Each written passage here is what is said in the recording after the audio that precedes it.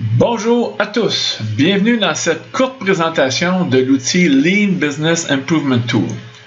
L'outil est conçu pour être utilisé autant par les novices en amélioration des processus que pour les experts qui veulent prendre en compte plusieurs composantes des activités d'un processus. L'outil est dédié spécifiquement aux architectes d'affaires, analystes d'affaires et praticiens Lean. Il aide à standardiser l'approche et permet de se concentrer sur l'animation d'équipe et l'innovation des processus. L'aspect visuel des tableaux d'analyse et des KPI permet un intérêt instantané pour tous les membres de l'équipe. Prendre note qu'il y a un vidéo tutoriel très détaillé afin de démontrer chacune des étapes et des composantes de l'outil à travers un exemple de processus de vente actuel et visé. Alors, sans plus tarder, je vais fermer la caméra et nous allons dans l'outil. Alors, nous voici dans l'outil. L'outil, c'est un fichier Excel qu'on appelle un template. Et nous avons des onglets dans le bas. Le premier onglet, c'est des détails sur la licence.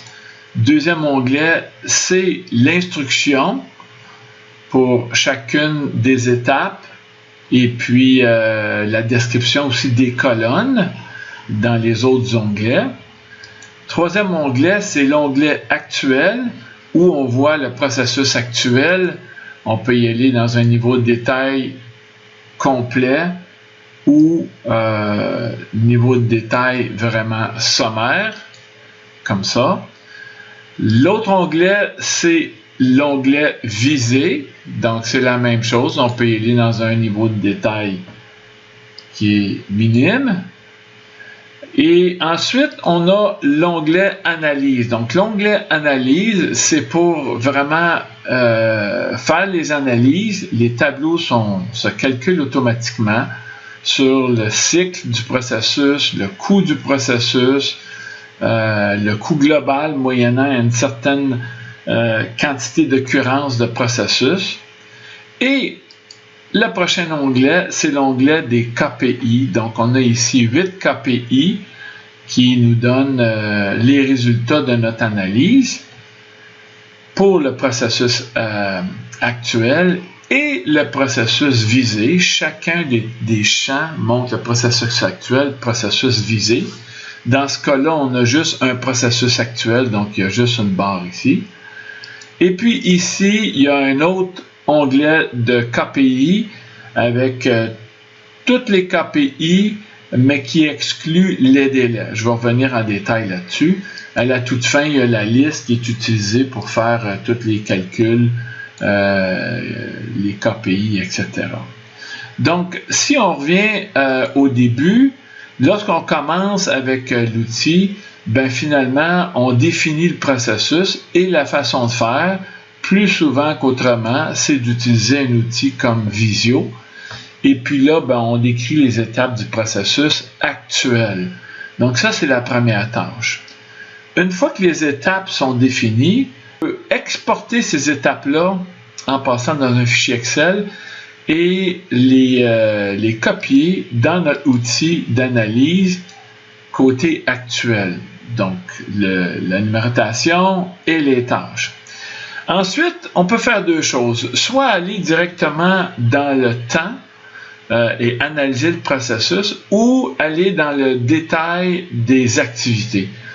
Pour tout de suite, disons qu'on va y aller très simple, on y va à l'analyse du temps. Donc, quand on est avec notre équipe, ben là, on a défini les tâches, puis on veut se donner une idée, ben ça prend combien de temps à peu près ces tâches-là, pour avoir une idée de l'envergure.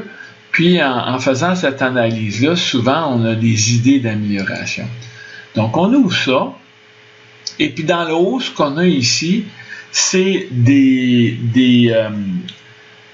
tâches à valeur ajoutée, des points de décision, des gateways qu'on appelle en anglais, des points de départ, des points de fin. Donc, c'est considéré comme à valeur ajoutée. Des tâches qui sont transport ou déplacement, des délais d'attente, par exemple, avant d'accomplir une activité. S'il y a un délai, Des fois, il y a des goulots d'étranglement où les gens ne sont pas à leur bureau. Ils reviennent et ils font ça en après-midi. Donc, s'il y a des délais, on les inscrit là. Ici, des tâches d'approbation qui ne sont pas à valeur ajoutée. En passant, tout ce qui n'est pas vert, c'est des tâches à non-valeur ajoutée. Vous pouvez décider éventuellement si vous voulez changer les tâches, changer la signification, mais l'outil est dessiné comme ça. Donc, les approbations, des tâches d'inspection ou de correction, des tâches où on cherche de l'information, où on cherche des outils, où on cherche des personnes, et autres tâches à non-valeur ajoutée. Donc, l'idée, c'est de descendre chacune des tâches et de se dire, combien de minutes ça prend cette tâche-là? Et puis, ensuite, de dire, est-ce qu'il y a des transports quand on fait cette tâche-là? Est-ce qu'il y a des délais? Est-ce qu'on l'exécute immédiatement ou est-ce qu'il y a des délais? Dans certains cas, s'il y a des délais, on les marque ici. On les inscrit en minutes. Est-ce que c'est une tâche d'approbation? Si c'est une tâche d'approbation, on l'inscrit là. Remarquez que chacune des tâches qu'on définit dans notre processus, on peut l'inscrire en tâche à valeur ajoutée et on peut ajouter les tâches à non-valeur ajoutée qui sont incorporées pour faire finalement un total, disons dans ce cas-ci, 6 minutes, dont 1 minute à valeur ajoutée, mais 5 minutes d'attente. Donc, c'est assez simple. Avec l'équipe, on fait cette analyse-là. On va tâche par tâche. Combien de temps ça prend approximativement? Et puis, c'est du approximatif avec une équipe qui connaît très bien le processus. Généralement, sont capables de donner des temps approximatifs.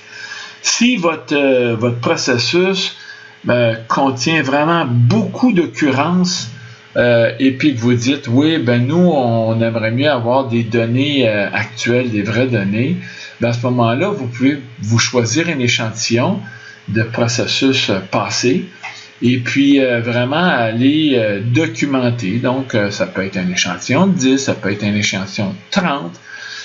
C'est à vous de déterminer. Si vous avez un expert dans votre entreprise qui peut vous guider sur l'échantillonnage, à ce moment-là, vous lui demandez quelle serait la taille de l'échantillon. Le but ici, c'est d'y aller vraiment simple, mais si vous voulez y aller en mode plus Lean Six Sigma, là, à ce moment-là, il faut être un peu plus rigoureux. Donc, l'idée, c'est de descendre chacune des tâches actuelles et de donner une estimation de temps pour finalement arriver à la toute fin. Puis, on va avoir des totals en termes de minutes pour le processus. Puis, si on exclut les délais, le rouge ici, c'est les délais.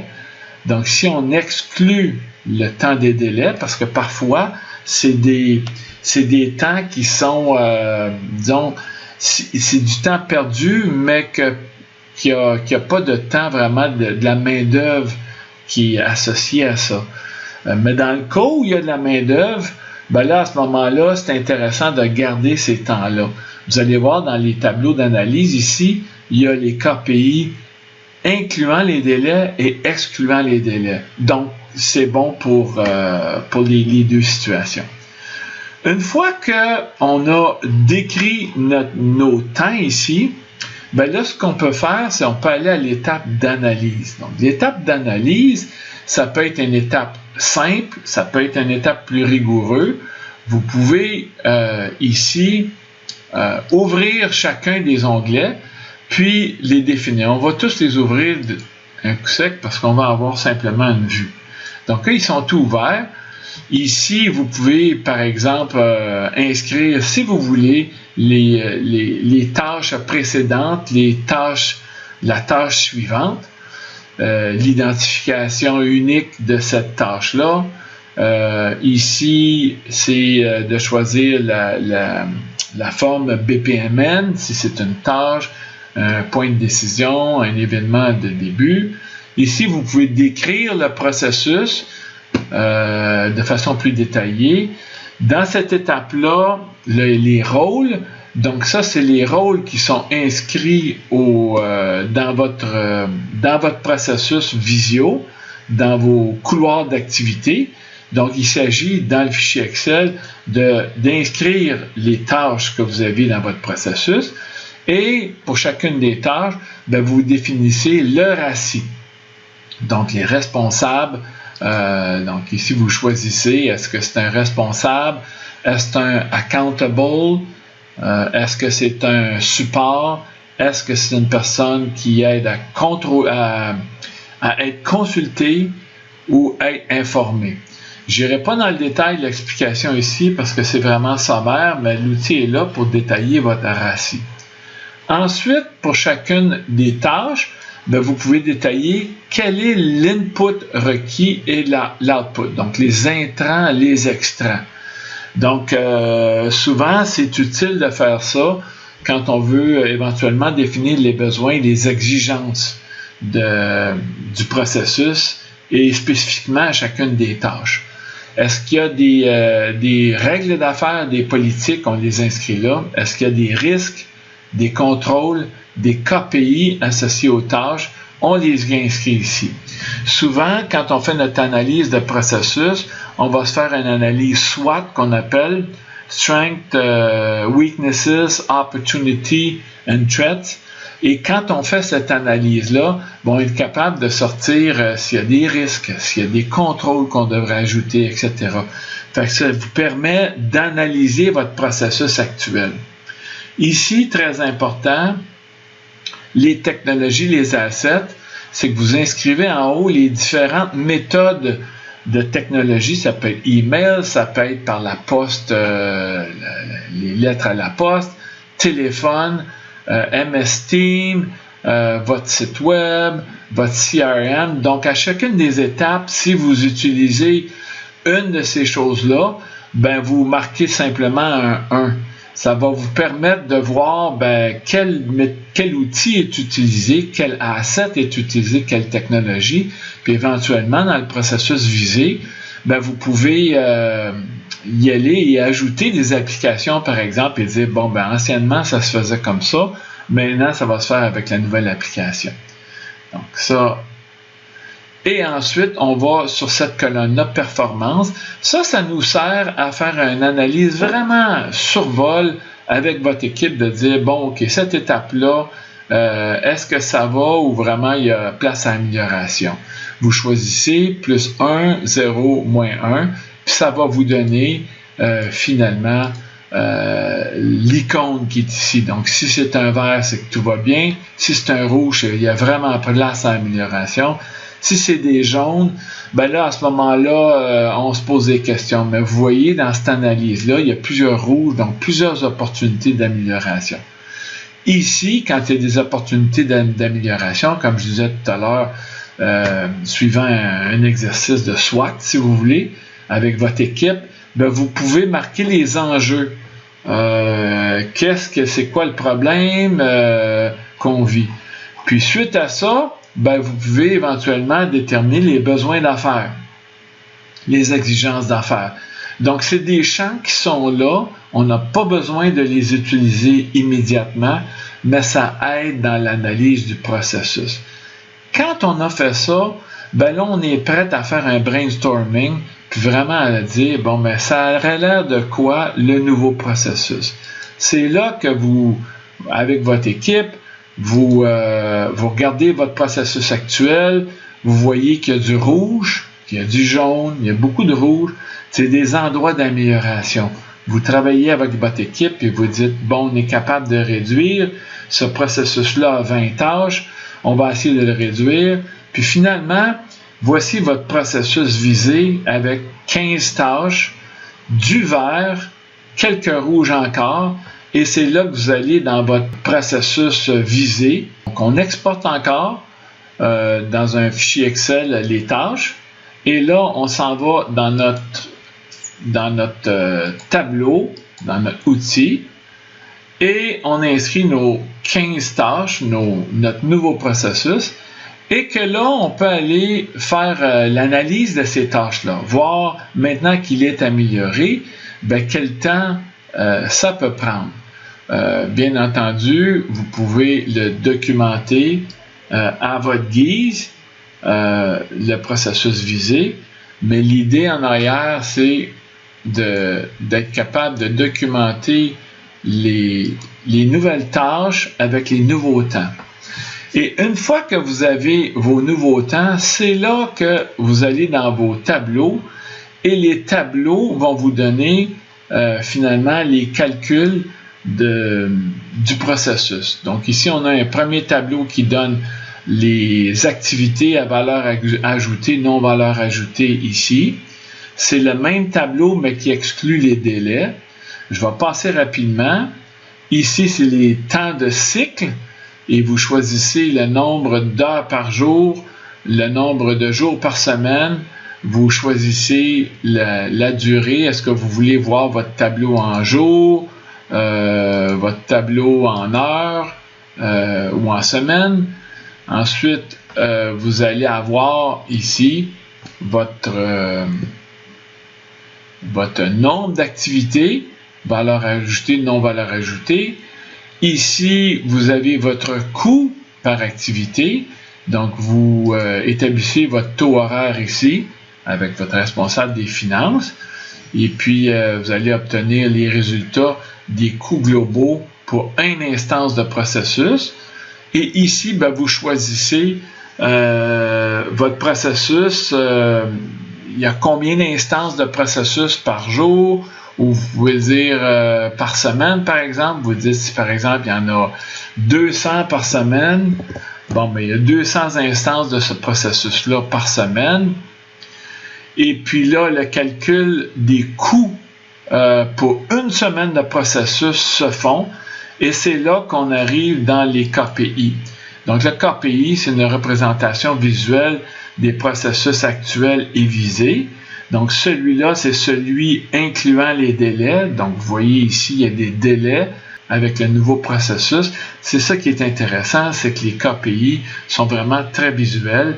Vous avez, par exemple, le temps de cycle de tout le processus, 5,8 heures. On est diminué à 1 heure. Donc, vous pouvez copier ça dans une présentation PowerPoint. C'est vraiment bon pour démontrer les résultats d'un coup d'œil. Ici, vous avez le nombre d'activités. Donc, on est passé de 32 activités à 21. Ici, le coût pour une instance de processus, 520 $ à 94 $, coût global. Vous avez ici toujours les coûts en valeur ajoutée et en non-valeur ajoutée. Donc, on est passé de 450 $ à 58 $. C'est une très grande amélioration.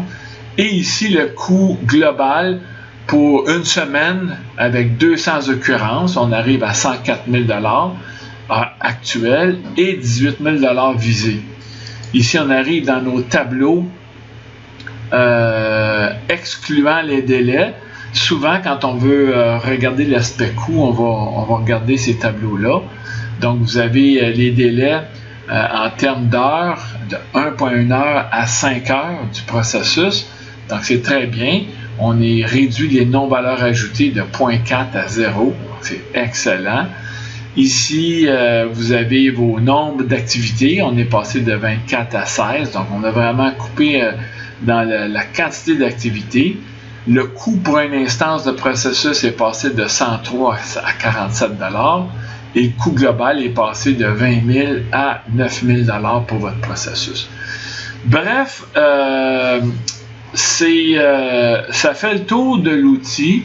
Ce qu'on tente de faire souvent, c'est que une fois qu'on a cette information-là, on va aller dans notre processus visé. Puis là, on va documenter, on va aller pour documenter nos besoins d'affaires.